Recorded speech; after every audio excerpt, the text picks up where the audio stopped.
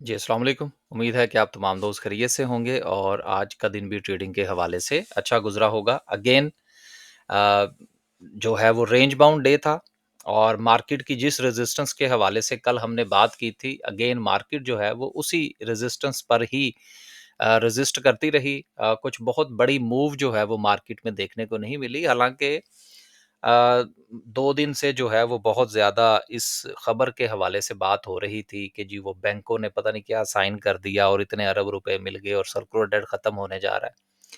देखिए बहुत सारे मामलात जो हैं वो अभी पाइपलाइन में हैं। अभी जो है वो चीज़ें उस तरह से मटेरियलाइज़ नहीं हुई कि शायद जिस तरह से होनी चाहिए और दूसरी बात ये है कि बजट जो है वो इस वक़्त सर पर है। और बजट की हवाले से क्लैरिटीज़ जो हैं वो आहिस्ता-आहिस्ता आनी शुरू हो जाएँगी। क्लैरिटीज़ का मतलब मैं ये लेना चाह रहा हूँ और बताना भी चाह रहा हूँ कि बेसिकली बजट के अंदर जो भी किसी भी हवाले से जो जो रिकमेंड किया जाता है वो 1 दिन में तो नहीं होता। वो गुज़िश्ता महीने, 2 महीने, 3 महीने पहले से वो बातचीत चल रही होती है, जो कि फाइनलाइज़ होती है बजट के अंदर। तो इस हवाले से काफ़ी सारी चीज़ें जो हैं वो नियर टू द फाइनलाइज़ हैं। तो उम्मीद है कि उसके बाद जो है वो जैसे-जैसे खबरें आएँगी सेक्टर्स वाइज़ इंशाल्लाह मार्केट जो है वो अपने हवाले से परफ़ॉर्म करने की कोशिश करेगी। ये अपने हवाले का लफ़्ज़ मैंने इसलिए इस्तेमाल किया क्योंकि चीज़ें जो हैं वो बहुत ज़्यादा टॉप कर चुकी हैं। तो अब चलें लगते हाथ कोई थोड़ी-सी जो है वो अगर साइडवेज़ के होने के बाद अगर मार्केट जो है वो थोड़ा-सा नीचे आए या ना आए, लेकिन शेयर्स के अंदर आपको अच्छी खासी जो है वो ना सिर्फ़ के डाउनसाइड मूवमेंट मिल चुकी है, काफ़ी जगहों पर स्पेस बन चुकी हैं, जिसकी वजह से कुछ इन्वेस्टमेंट अपॉर्च्युनिटीज़ भी पैदा हुई हैं और स्विंग ट्रेड की अपॉर्च्युनिटीज़ भी पैदा हुई हैं। तो ये चीज़ें वक़्त के साथ-साथ इंशाल्लाह चलती रहती हैं। वो क्या कहते हैं कि तमाम दिन जो है वो एक जैसे नहीं होते मार्केट में। आगे चलते हैं जी। 400 पॉइंट्स आज मार्केट ने फिर भी ऐड कर दिए thanks to UBL. Circuit breaker की बात करें तो माशाल्लाह से आज जो है वो हमें 14 कंपनीज़ अपर कैप नज़र आ रही हैं, जिसमें यकीनन चंद कंपनीज़ जो कि हमारे पास पहले से मौजूद थी वो आज फिर प्रीमा वगैरह जो हैं वो आपको नज़र आ रही हैं अपर कैप के अंदर। तो यकीनन दोस्तों ने उसमें प्रॉफ़िट टेकिंग की होगी क्योंकि मैंने आपसे जो गुज़ारिश की थी कल वो यही थी कि हमारी ज़्यादातर कोशिश यही होती है कि फ्राइडे वाले दिन जो पहला सेशन है उसमें हम बाइंग ना करें और वैसे भी हमारी जो प्रीवियस होल्डिंग्स थी जिसमें माड़ी था या प्रीमा था या इसके साथ दीगर शेयर्स थे, वो सारे ही तकरीबन प्रॉफ़िट में थे। तो उसमें बिग बर्ड फूड था, तो उसमें हमारी कोशिश यही थी कि प्रॉफ़िट टेकिंग की तरफ जाया जाए और फिर प्रॉफ़िट टेकिंग के बाद जो है वो जिस वक़्त हमने मार्केट में जाने की दोबारा से कोशिश की तो फिर मार्केट ने हमसे पूछा कि किधर? तो हमने माज़रत कर ली फिर मार्केट से। आगे चलते हैं जी। बात करते हैं ओवरऑल तो अगेन मार्केट के अंदर कोई भी सेक्टर जो है पूरी तरह से आपको परफ़ॉर्म करता हुआ नज़र नहीं आ रहा और शायद नेक्स्ट वीक में भी ये सूरत-ए-हाल जो है वो इसी तरह से ही कंटिन्यू करती हुई नज़र आए।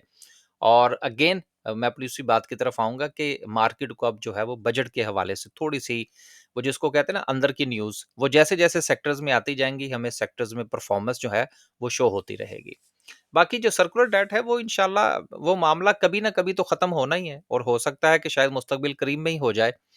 तो उससे अब उतना बड़ा इम्पैक्ट जो है शायद जो हम ये कह सकते हैं कि इम्पैक्ट जो आएगा वो आप एक चीज़ ज़हन में रखिएगा कि वो वन टाइम इम्पैक्ट होगा, वो कंटीन्यूअस इम्पैक्ट नहीं होगा। लिहाज़ा वन टाइम इम्पैक्ट जिस शेयर के ऊपर आपको नज़र आए पावर जनरेशन के अंदर, तो आप उसमें प्रॉफ़िट टेकिंग कर लीजिएगा। उसको अगर आप कीप करने की कोशिश करेंगे तो फिर शायद दोबारा वो अपॉर्च्युनिटी आपको ना मिले। आगे चलते हैं जी और मज़ीद कुछ खबरें हैं। पहली खबर जो है वो एंग्रो पॉलीमर के हवाले से है जिसका लॉस जो है वो पहले की निस्बत थोड़ा-सा कम हुआ है। सारी मार्केट चली लेकिन ये नहीं चला। लेकिन अब जो सूरत-ए-हाल जिस वक़्त इसकी भी थोड़ी-सी बेहतर होगी और इसका लॉस जो है वो चूँकि काफ़ी कम हो चुका है, ₹1.21 से कम होके ₹1 से भी नीचे आ गया, तो उम्मीद करनी चाहिए कि अगले 1 आध क्वार्टर के अंदर इसका ये मामला जो है वो भी सॉर्ट आउट हो जाएगा। फिर इंटरनेशनली जो प्राइसेज़ हैं पीवीसी के हवाले से, उस पर भी नज़र रखने की ज़रूरत है। अगर आप जो है वो ये काम करते हैं इस हवाले से तो आपको पता होना चाहिए कि इंटरनेशनली बड़े जो मामलात हैं वो काफ़ी डिफरेंट हैं इस वक़्त। तो पॉलीमर के हवाले से जितने भी प्रॉब्लम्स हैं इंटरनेशनली वो चाइना की वजह से हैं जिसमें उम्मीद की जा रही है कि वो मुस्तकबिल करीब में जो है वो सॉर्ट आउट हो जाएँगे। लेकिन साथ में ये जो वॉर चल रही है टैरिफ के हवाले से, ये भी इम्पैक्ट क्रिएट कर रही है। अगली खबर जो है वो रुपये के हवाले से है कि सारी दुनिया में जो है वो सूरत-ए-हाल, डॉलर को तो ख़ैर मार पड़ी है, लेकिन हमारा रुपया जो है वो थोड़ा-सा डिप्रेस रहा है, ये डिप्रेस रहेगा। अब बजट का इम्पैक्ट आना है, बजट की जो कैलकुलेशन है वो अ, उसकी वजह से कुछ ये कंटिन्यू करेगा। तो इस हवाले से परेशान होने की ज़रूरत नहीं है कि ये मार्केट को इम्पैक्ट कर रहा है, ये कोई मार्केट को इम्पैक्ट नहीं कर रहा, मार्केट के अपने डायनामिक्स हैं। अगली खबर जो है वो अगेन गवर्नमेंट के हवाले से है, जो कि पीआईए को अगले हफ्ते बेचने जा रही है। देखिए बिड्स जो हैं वो अगले हफ्ते इन्होंने कॉल करनी है, लेकिन मसला इस चीज़ का है कि बहुत जल्दी में है। आपको याद होगा कि पिछले दिनों भी जब हमने ये खबर पढ़ी थी, तो उसमें मैंने इस चीज़ का आपसे जो था वो शेयर किया था कि जिन लोगों से मेरी बात हुई है वो बड़ी जल्दी में हैं और उनका ये कहना है कि बजट से पहले हम इसको प्राइवेटाइज़ कर देंगे। लेकिन नुकसान हो सकता है इस हवाले से कि इतनी जल्दी में अगर काम करेंगे तो ना सिर्फ़ के मामला जो है वो पाया तक मील तक शायद ना पहुँचे और इसके अलावा जो शेयर होल्डर्स हैं, वो भी इससे मुतासिर हो सकते हैं। तो मेरा ख़्याल है इतनी तेज़ी वाले काम में अगर आपको मौका मिले और आप प्रीवियसली इसमें अगर फँसे हुए हैं, तो आपके लिए एक अच्छा मौका होगा एग्ज़िट लेने के लिए। बाकी नई बाइंग इसमें क्या बनेगी ये डिपेंड करता है कि क्या ये बिडिंग प्रोसेस पूरी तरह से पाया तक मील तक पहुँचता है या नहीं। सो काफ़ी ज़्यादा रिस्क जो है वो इसके अंदर इन्वॉल्व है। यही वजह है कि ट्रेडिंग पॉइंट ऑफ व्यू से तो आप इसमें रिस्क ले सकते हैं, लेकिन अगर आप इसमें स्विंग करना चाहें तो उसके लिए भी सूटेबल नहीं है और इन्वेस्टमेंट के लिए तो बिल्कुल सूटेबल नहीं है। क्योंकि मामलात जो हैं वो पूरी तरह से क्लैरिफ़ाई जो है वो क्लैरिटी की तरफ नहीं जा रहे। तो मेरा ख़्याल है कि अभी वेट एंड वॉच पे रहना चाहिए, जो फँसे हुए हैं वो निकलने की कोशिश करें। अगली खबर जो है वो बजट के हवाले से है, जो कि ये कह दिया गया है कि माली साल 25-26 का बजट जो है वो जून के पहले हफ्ते में पेश किया जाएगा। तो यकीनन सिर्फ 1 महीना हमारे पास मौजूद है। जैसा कि अभी मैंने पहले आपसे गुज़ारिश की कि जैसे-जैसे खबरें आएँगी फिर सेक्टर जो है वो उसका इम्पैक्ट लेंगे। हमने चंद दिन पहले जो है वो गुज़ारिश की थी कि हम एक नया ग्रुप जो है वो इंट्रोड्यूस करवा रहे हैं, जो कि इन्वेस्टर ट्रेडिंग ग्रुप होगा। और इसका मकसद जो है वो बेसिकली ये है कि जो दोस्त अहबाब इन्वेस्टमेंट करना चाहते हैं, लेकिन इन्वेस्टमेंट जो है वो बाज़ औक़ात ऐसा होता है कि हम ऊपर खरीद बैठते हैं और फिर वही डिविडेंड जो है वो हमारे ही पैसों में से माइनस होता रहता है। और इस वक़्त जो मार्केट की सिचुएशन है वो भी यकीनन उसको भी मद्देनज़र रखना होगा। देखिए इन्वेस्टमेंट जो है वो हिस्ट्री की बुनियाद पर होती है। वो ये नहीं देखा जाता कि इस वक़्त क्या हालात चल रहे हैं। हमने ये देखना होता है कि प्रीवियसली क्या हालात चलते रहे हैं। फिर उसके मुताबिक फैसला करना होता है। इसके अंदर जो लोग सिप करना चाहते हैं, जिसको हम लोग सिस्टमैटिक इन्वेस्टमेंट प्लान कहते हैं स्टॉक मार्केट के अंदर, उनके लिए भी अच्छी अपॉर्च्युनिटीज़ होंगी। क्योंकि फ़र्ज़ करें अगर उन्होंने 15 दिन के बाद या हर महीने अगर कुछ पैसा अगर उन्होंने स्टॉक्स के अंदर डालना है, तो वीकली बुनियाद पर उनको कुछ ना कुछ जो है वो गाइड कर दिया जाएगा कि किस शेयर में आप किस लेवल पर थोड़े-थोड़े से पैसे डाल सकते हैं। ताकि मार्केट के अंदर जो आपका पैसा है, वो थोड़ा-सा उसकी जो है वो क्वालिटी की तरफ जाए। ये ना हो कि वो डंप होता जाए। डंप होने से मुराद ये होती है कि आप किसी शेयर को सारा पैसा ऊपर डाल के बैठ जाएँ, शेयर के अंदर और फिर उसके डिविडेंड का सारा साल जो है वो इंतज़ार करते रहें। इस ग्रुप का ये फ़ायदा होगा कि अगर आप सिप करना चाहते हैं, सिस्टमैटिक इन्वेस्टमेंट प्लान लेना चाहते हैं, तब भी आप इसको जॉइन कर सकते हैं। और लॉन्ग टर्म के लिए तो यकीनन ये होगा, क्योंकि इसमें हम स्टॉप लॉस नहीं लेंगे, ना ही ये स्विंग ट्रेड होगी। ये चीज़ आप ज़हन में रखिएगा। इसके अलावा हमारा डे ट्रेड का ग्रुप है, इसके अलावा हमारा स्विंग ट्रेड का ग्रुप है, 3 ग्रुप्स हैं हमारे। आप कोई भी ग्रुप जॉइन करना चाहते हैं, नंबर आपके सामने है, इस नंबर पर राब्ता कीजिए और इन्फॉर्मेशन ले लीजिए। वैसे जो दूसरे नंबर हैं, जो कि आपको थंबनेल से भी मिलते हैं, उससे भी आप इन्फॉर्मेशन ले सकते हैं। आगे चलते हैं जी और बात करते हैं आज की कैंडल की।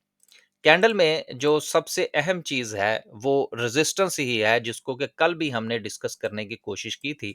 अगर आपको याद हो, तो उसमें मैंने आपको जो बताने की और समझाने की कोशिश की थी, वो यही थी कि मार्केट जो है, वो अपनी रेज़िस्टेंस पर है, जहाँ से ये मुसलसल रेज़िस्ट हो रही है और चांसेज़ हैं कि कल भी मार्केट जो है, ये मैंने आपसे गुज़ारिश की थी कि ये मुसलसल जो है ये मार्केट का ये रेजिस्टेंस का जो लेवल है ये चल रहा है और अभी भी मार्केट के अंदर वॉल्यूम देखें तो वो भी कोई एक्स्ट्रा ऑर्डिनरी नहीं है।